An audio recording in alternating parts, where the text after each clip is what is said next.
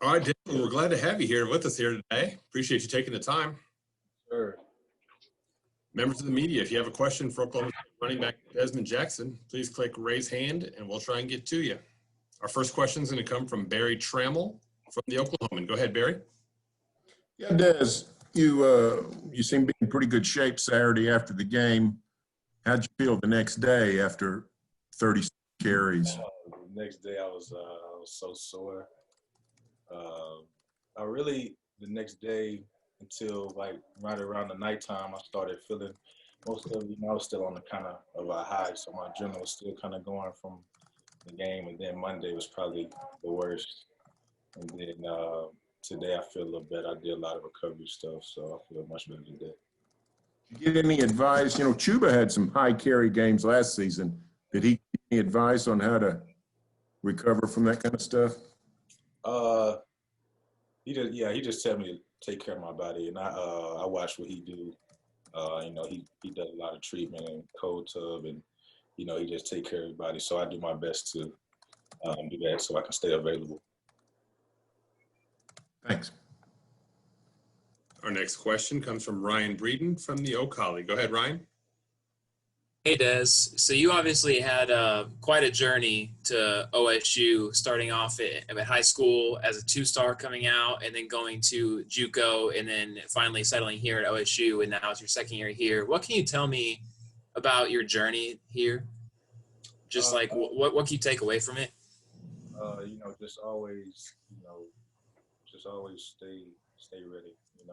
Even in practice, I was just always working hard. The journey, there was a lot of tough times. I got frustrated a lot, but I just kept pushing. And my work ethic really, showed Saturday, for me coming from not playing as much to starting and getting 36 carries. It really, surprised me how good a shape I was, and it just showed me how much my hard work had paid off. What motivates you, like going forward? Like, what's your motivation, like to get to where you are now, grinding through those years at JUCO and stuff like that? What motivates you? Coming from a small school and going JUCO, I just never in my life had anything handed to me. It's like I've never been a high star guy. I've never been, highly recruited. My motivation is really just, I just want to prove myself right, rather than prove everybody wrong. I just know what I can do. And, I just love the game, really. I have a very high love for the game, and it just keeps me going. And then I actually recently just had the opportunity, I've had to speak with your high school coach, James Housden. What are some things that you learned from him? He really helped me a lot in the recruiting process. Coming from a small school, I didn't really get many looks, but he really helped me. He took me to camps in high school, and he really just pushed for coaches to, really, see me, and he really got my name out there. So I'm forever appreciative of that.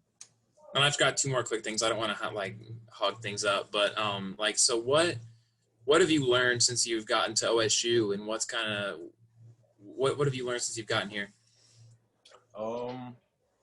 Really, I just learned that, you just have to, keep your head down and work, because, you're not just working against the guys every day in practice. You're working against guys, at TCU, at Oklahoma, just other guys. So you always just got to work hard and just know that someone's always trying to be where you at. And then just tell us, what's something about you that we don't know? Something about me. Anything. I like to golf. Okay. Yeah, Okay. I like it. Thank you. Our next question comes from Frank Bonner from the Tulsa World. Go ahead, Frank. Hey, Desmond, I know after the game you said that your first phone call would be to your grandmother. What was that experience like, sharing that moment with her on the phone? Oh, she was so happy. She was telling me, and she called me yesterday and told me that people were still down there talking about me. So, she called me still excited about the game, which is very nice to hear from her. Now, you mentioned there were some some tough times during your road. If you don't mind, do you mind elaborating on any of those tough times and how you were able to kind of overcome some of those? So JUCO is really tough. When I come out of high school, I had a lot of records, but since I went to a small school, I really wasn't highly recruited. And it was January, 2017, which was my graduating year, and I didn't have any offers, but I just never panicked. I just always knew that God had me. When I got to JUCO, it was very tough. I actually wanted to quit. It's something I never experienced. For such a tough lifestyle, but once I managed it, it really changed me, as a man, and I matured, and I'm glad that I went through that. I appreciate you. Our next question comes from Scott Wright from the Oklahoman. Go ahead, Scott. What was it that made you want to quit? It was just so tough. I didn't know much about, JUCO. I just knew that it was a chance, for you to go in and start your recruitment. And I knew about, certain guys at the NFL that went the JUCO route and then got to Division I level, like Albert Kamara. He actually went to my JUCO, Cardell Patterson, Cam Newton, a lot of, big time names went JUCO. So when I got there, I wasn't very aware. And, I didn't, it was like 9 hours from home. It was just tough. It was cold. I didn't have my car up there with me. There's a lot of stuff going on.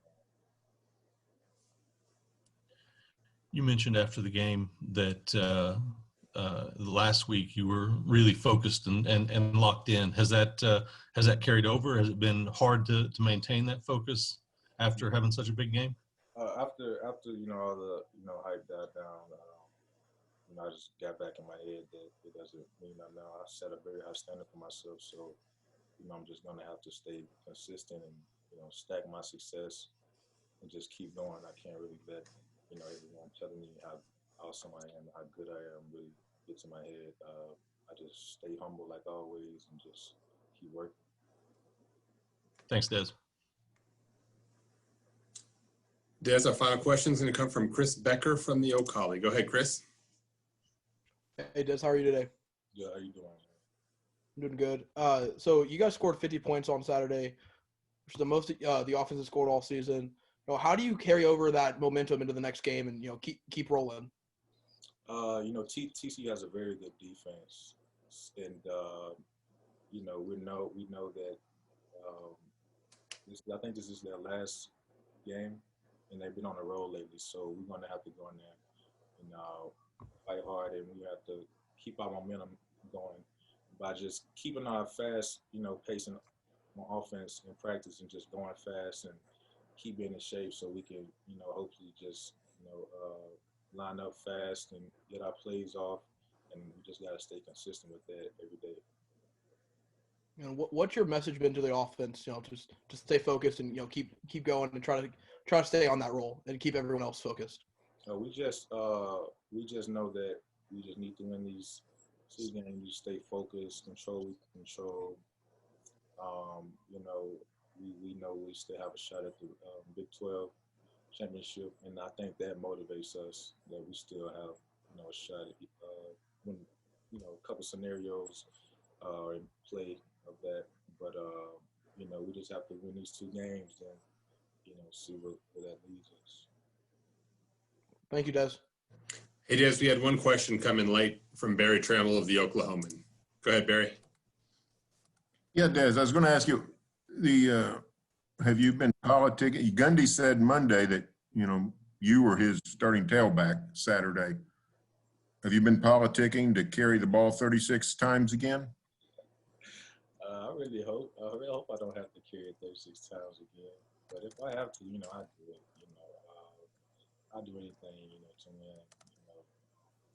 Like I said, I love the game, and in the past, like in my JUCO and high school, I've carried the ball somewhere around there before, and I don't really know it because they really rack up fast.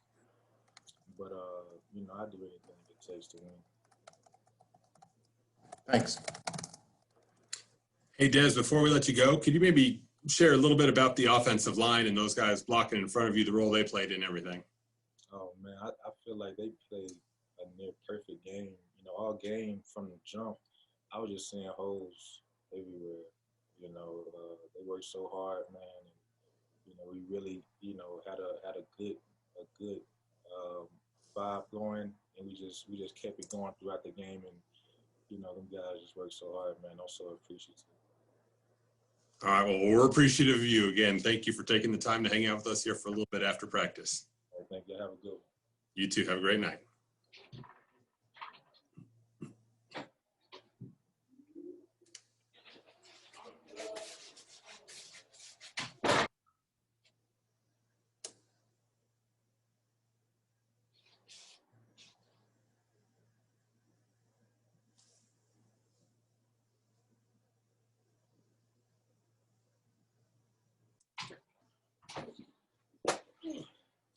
Hi, Jake. How are you doing? Doing good. How are y'all doing? Good, thanks. We were actually just, the last thing Des was talking about was the offensive line and the role that you guys played in his performance on Saturday. I mean, what's that like from your perspective? You see a guy come in very similar to your situation where you come in reserve and you do well, you earn a spot, and now you get to block for someone who's doing the exact same thing. So kind of, I'd be really curious to hear kind of your perspective on what he did. Oh, I feel great for him. I mean, he works hard every day. I'm happy he finally got his opportunity. We came in, blocked for him, kept hitting the holes hard, running the ball all over the field. It felt amazing. Very good. Members of the media, if you have a question for Oklahoma State offensive lineman Jake Springfield, please click raise hand, and we're going to try and get to everybody. Our first question is going to come from Chris Becker from the Oak Collie. Go ahead, Chris. Hey, Jake. Thanks for taking the time today. So you guys had your best offensive line performance of the season. You know, what was that like, and you know, what was going right for you guys? Oh, we were running the ball well. We were clicking. We had to move people around because we lost Tevin, but that didn't phase us at all. We just knew we had to come in, work better, keep getting better every single day, and it showed on the field. Right. How big of a loss is Tevin to that offensive line? I mean, he was a good player. Sad to see him go, but we just got to keep working and keep improving and get better every single day. Thanks, Jake. Our next question is going to come from Scott Wright from the Oklahoman. Go ahead, Scott. Jake, in visiting with some of your family, you were born in Texas, but you got Cowboy blood running deep, don't you? I do. Can you talk about that, kind of some of the family connections to OSU, besides your sister? Everyone on my dad's side of the family went and graduated from Oklahoma State, so I've been a Cowboy fan for life. Raised wearing the orange, yelling "Go Pokes." Went to a couple of games. My grandparents have season tickets. I don't think they've missed a game in like 20 years or something like that. Yeah, but I've always been around OSU and really excited that I had a chance to come here. When you made that decision, you mentioned that you were committed to West Texas A&M. Was that a hard phone call to make out to West Texas?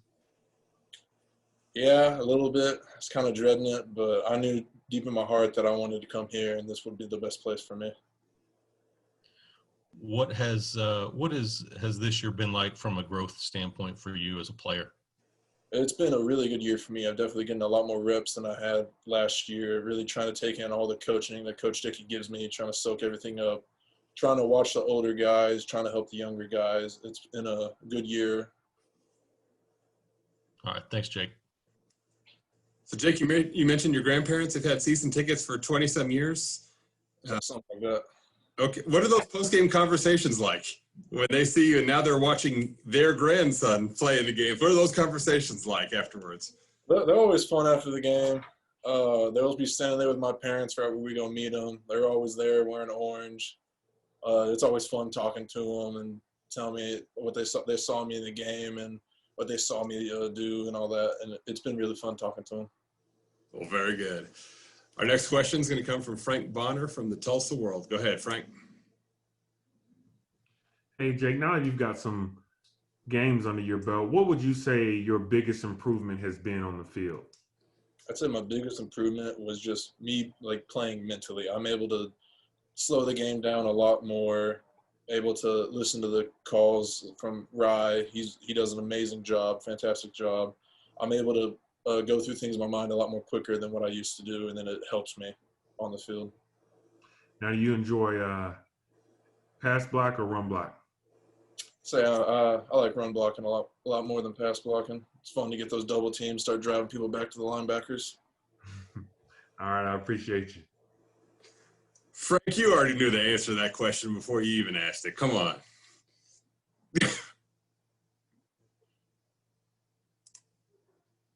Oh, I said I knew it. I just wanted to get him to say it. oh, okay. I hear you.